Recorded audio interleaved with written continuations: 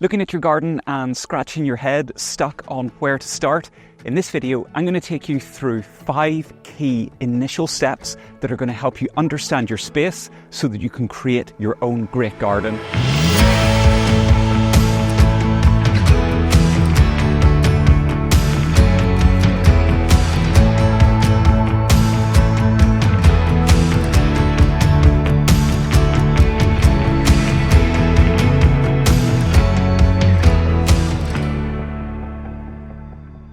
Whether you're working with an established plot like I have, or starting from scratch, understanding your garden as the first stage of planning is crucial.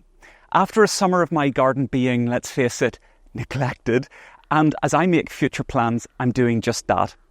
I'm taking time to observe and really think and understand what I'm working with, and that's what's going to give myself and you the best possible chance of success further down the line. And there's no better time than now. So, here's how. The first and most important thing to understand about your garden is the overall climate and the aspect.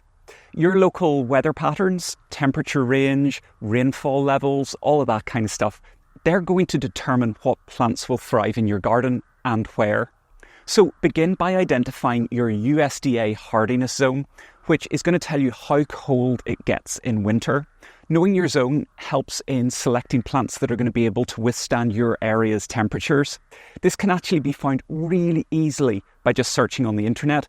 And while you're at it, search for last frost date, and you should be able to find a map with dates that will tell you the average first and last frost dates for your area.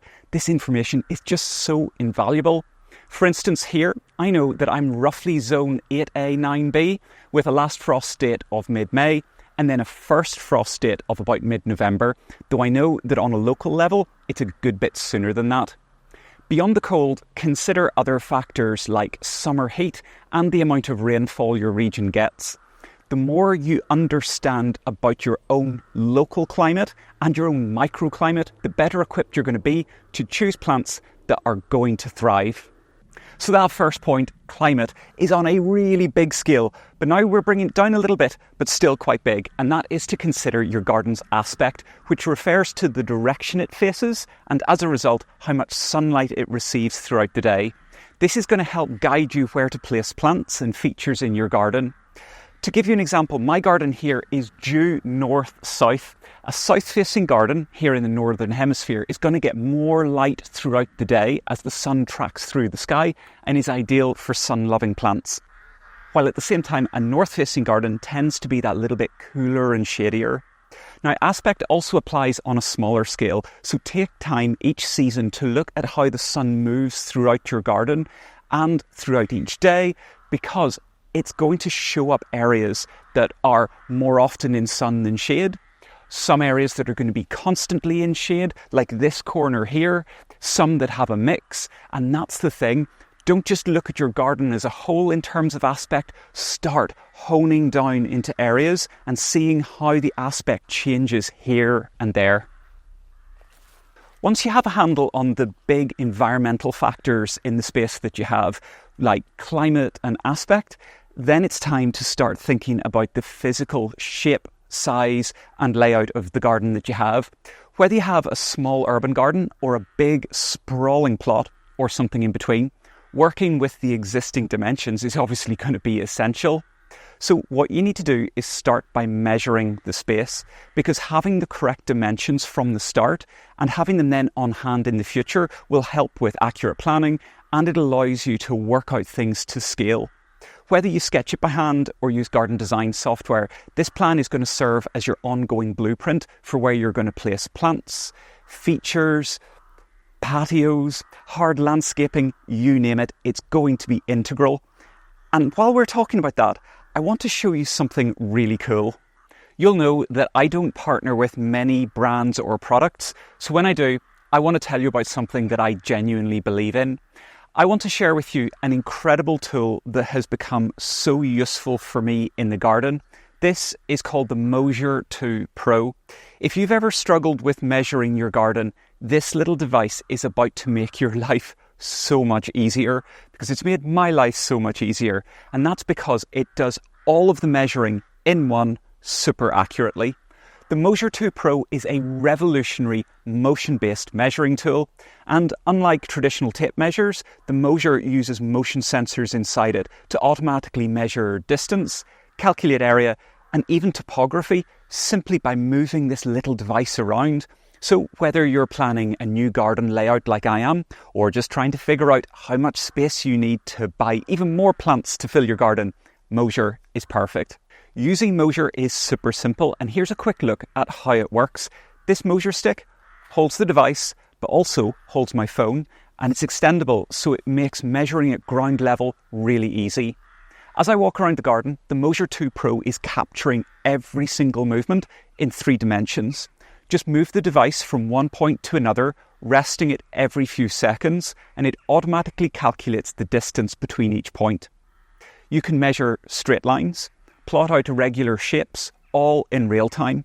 But because its sensors are so accurate, you can even use it to plot and record curves. It connects to my phone so that as I'm working and when I'm done, I can see the exact dimensions and layout right here, or export them into professional design software, or just to print so I can use them elsewhere. This is a professional piece of kit, and over the coming months, I'm going to show you even more that this little device can do, and quite how powerful and versatile I'm finding it. To find out more, or to get a Moasure 2 Pro for yourself, check out the link below. Moasure have kindly provided me with a discount code that I can pass on to you, so that when you purchase and go to the checkout, make sure to include the discount code X8Niall to get your discount. And a big thank you to Moasure for supporting not just this episode, but my channel. Now, we still have a little bit more to talk about when it comes to size, shape, and layout. Consider the actual shape of your garden. Is it long and narrow like my garden here? Is it square or is it irregularly shaped? Each shape has different design potential. The size of your garden is also going to influence your plant choices, obviously. So small gardens, they're going to benefit from smaller plants, but also taking advantage of vertical plants, things with a little bit of height. Similarly, in big gardens, you can experiment with more expansive planting schemes, large trees, really big plants and shrubs. But the big thing is, once you understand the size and shape of your garden, you know where to start, where to look, and what you need to think about.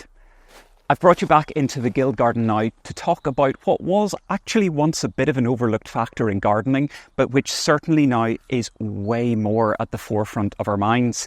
And it's this stuff, soil. Understanding your soil type is essential for ensuring plant health. There's a reason that there's a well-used phrase, which is look after your soil and you look after your plants. What you need to do is understand what you have. So start by testing your soil, and there are a few tests that you can do. For starters, lift a bit of your soil from your garden and just feel its texture. Sandy soils are gritty and you can feel that in your hands, so that you know that you're most likely going to have a soil that's going to drain fast and lose fertility that little bit faster. While if you have soil like this, like my garden, which is clay, when you rub it and squeeze it in your hands, it comes together into like a lump. And if you keep squeezing, you can form it almost into a sausage. This tends to hold on to fertility better, but it also tends to hold on to moisture better. So it ends up being a bit waterlogged, hence why I've brought compost in to the Guild Garden. At the same time, what you can do is you can dig up small samples around your garden of your soil, add them into jars of water and shake it up and leave it to settle. As it settles, you'll see distinct layers of different aggregates and organic matter, and those ratios are going to help you understand the composition of your soil. It works really nicely. Finally, the other thing is that plants prefer different acidities of soil, also known as pH levels. To test this, it's again really easy. Go to the garden centre or online and you can find soil pH testing kits or meters. Follow the instructions, but you're going to want to go a few inches down, lift the soil from there, add it into the test kit and take the pH reading. Do that all over your garden and record those values, because it's going to help inform you in the future which plants are going to thrive in the soil that you have. Time for a big old hit of honesty. This horrible bare patch, which is now just covered with weeds, illustrates my next point. It's about understanding what works and what doesn't, because I got rid of a lot of stuff here that didn't work. Start by walking through your garden and taking a note of existing plants, trees, structures like fences and pathways, or even buildings.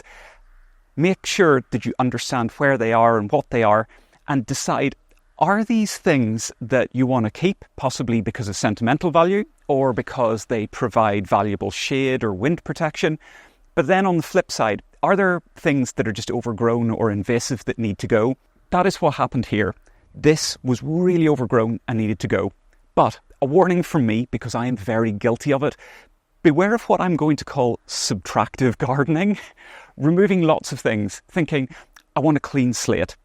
Basically, please take time to observe and really think and see what works well and what doesn't, what you like and what you'd like to get rid of. Case in point, this is my wedding cake tree and I love it. Well, I did. Well, I still do. I do love these trees, but this one, because it's planted so close and underneath these huge silver birches, it does look well from one aspect, from the house, but can you see how lopsided and bare it is on the other side? So I am seriously considering removing it and replacing it so that I can have a wedding cake tree elsewhere. But, like I said, take your time, and I am taking my time.